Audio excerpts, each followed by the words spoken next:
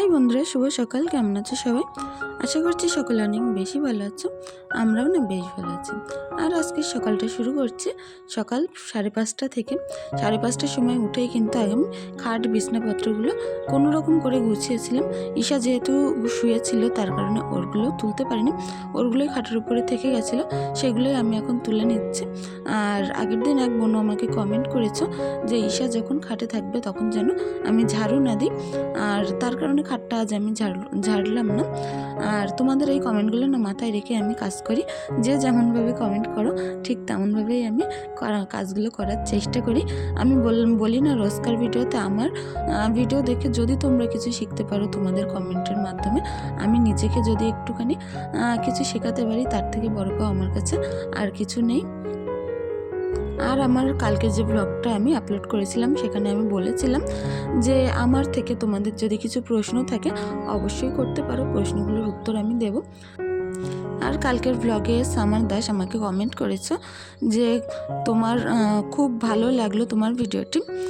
Thank you তোমাদের এতটুকু ভালোবাসা আমার জন্য দেওয়ার জন্য। আর তারপরে আয়েশা শেখ কমেন্ট করেছো, আপু আপনার কি লাভ ম্যারেজ নাকি অ্যারেঞ্জ ম্যারেজ, প্লিজ রিপ্লাই করবেন। আর দুদিক কিভাবে আপনি সামলান? ঈশা খুব একটি কিউট বেবি, আমি বুঝতে পারি না আপনি দুদিকটা কিভাবে সামলান। সত্যি তোমাদের এই সকল কমেন্টগুলো আমার মন ছুঁয়ে যায়। সারাদিন কষ্টের পরেও যদি এত সুন্দর সুন্দর কমেন্ট আমি পাই, এর থেকে বড় পাওয়ার হয়তো আমার কাছে আর কিছুই হতে পারে না। আমি তোমাকে কমেন্টের মাধ্যমে জানিয়েছিলাম, আর ভিডিওটির ভিতরেও আমি তোমার নাম নিলাম, কারণ তোমার কমেন্টটা অনেক বেশি ভালো লেগেছে।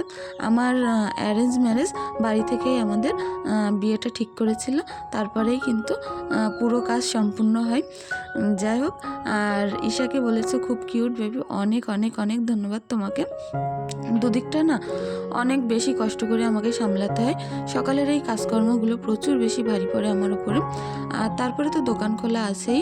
সকালের কাজকর্ম যদি একটু হাতে হাতে করে দেওয়ার কেউ হতো তাহলে হয়তো এতটা বেশি কষ্ট হতো না।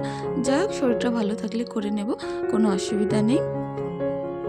ভিলেজ লাইফ উইথ লতা আমাকে কমেন্ট করেছো দিদি যে আজকের ব্লগটা আরও বেশি ভালো হয়েছে, অনেক ধন্যবাদ। এরকম আরও অনেকজনাই কমেন্ট করেছো। তাসলিমা বলে একজনে কমেন্ট করেছো যে আজকের ব্লগটা অনেক বেশি ভালো লাগলো, ধন্যবাদ।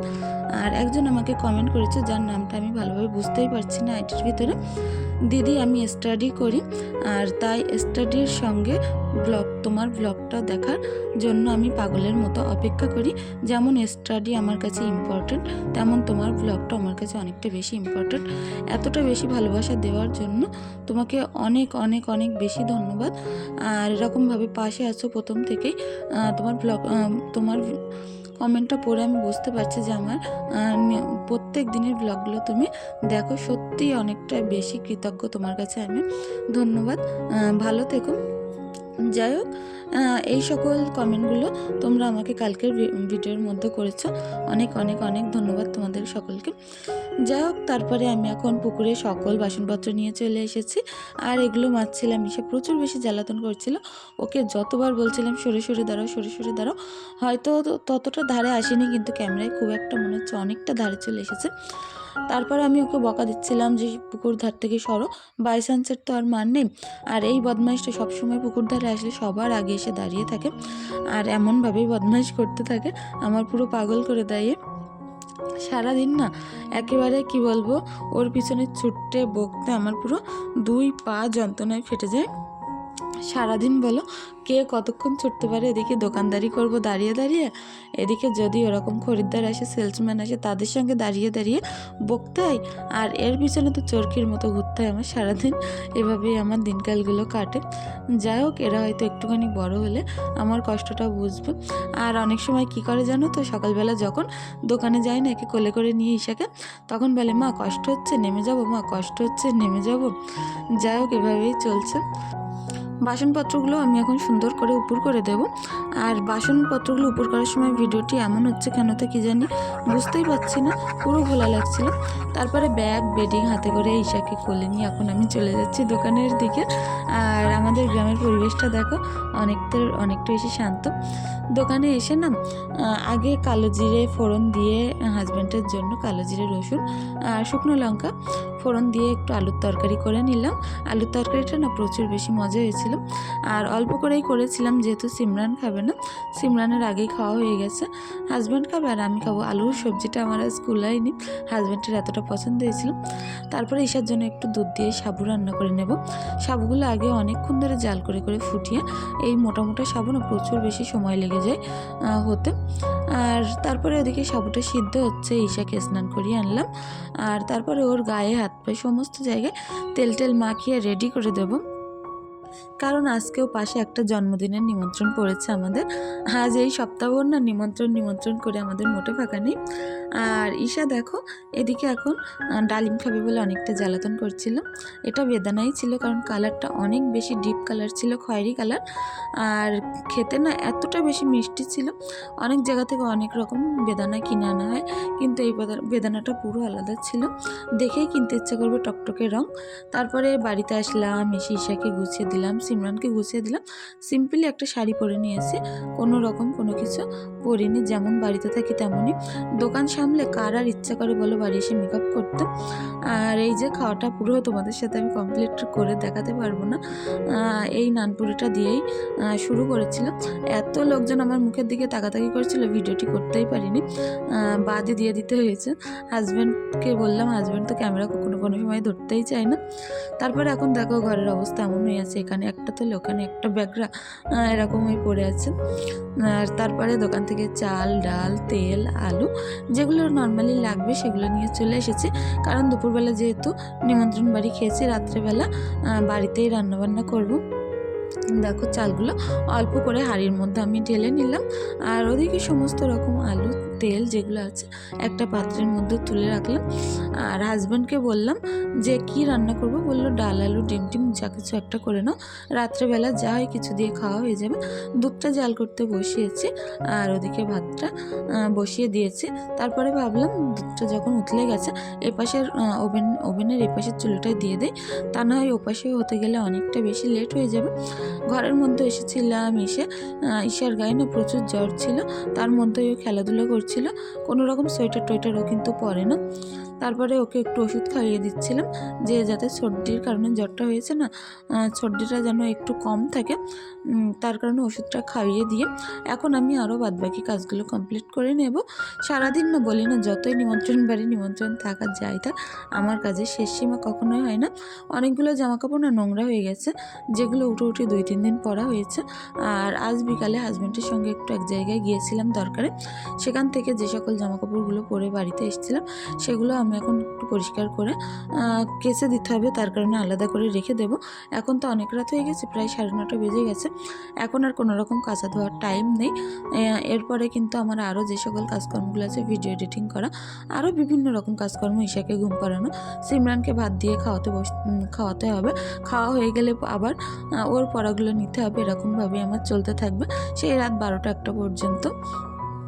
যাই হোক, তারপরে আমি এখন সুন্দর করে আমার জামা কাপড় যেগুলো নোংরা ছিল সেগুলো চেয়ারের উপরে রেখে দিলাম, ওগুলো কাল পরিষ্কার করে নেব। আর যেগুলো পরিষ্কার পরিচ্ছন্নই সেগুলো সুন্দর করে করে ভাজ করে রাখছি। রোজ না ঈশার এতটা বেশি জামা কাপড় নোংরা হয়, বলার কথা নেই, সেগুলো কাচতে কাচতে জীবন বেরিয়ে যায়। আর কতটা বেশি যত কাচতে হয় ততটা বেশি ভাজ করতে।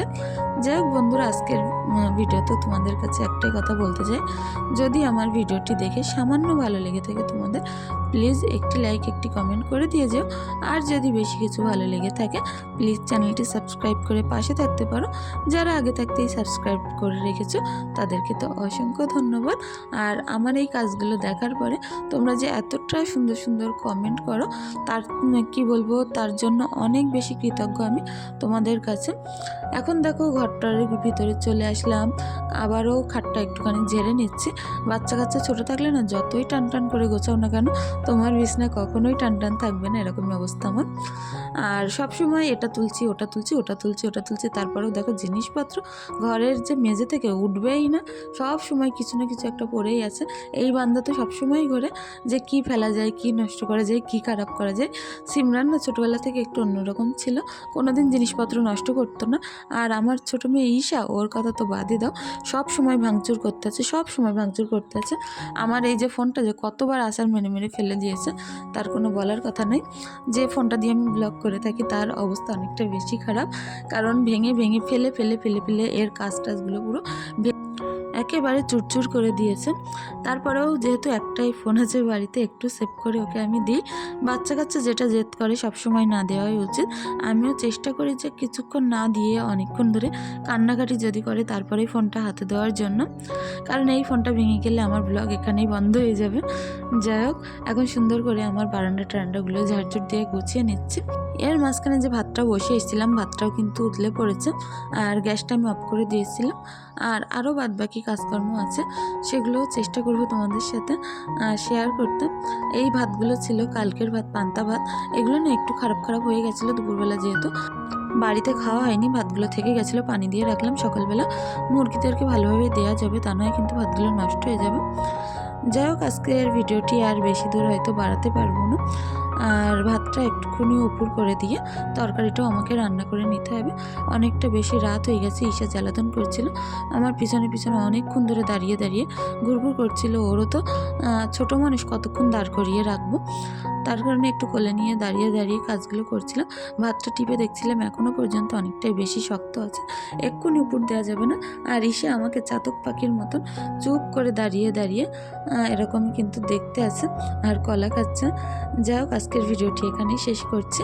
সকলে অনেক বেশি ভালো থেকো, সুস্থ থেকো, আর আমাদের জন্য একটু দোয়া করো।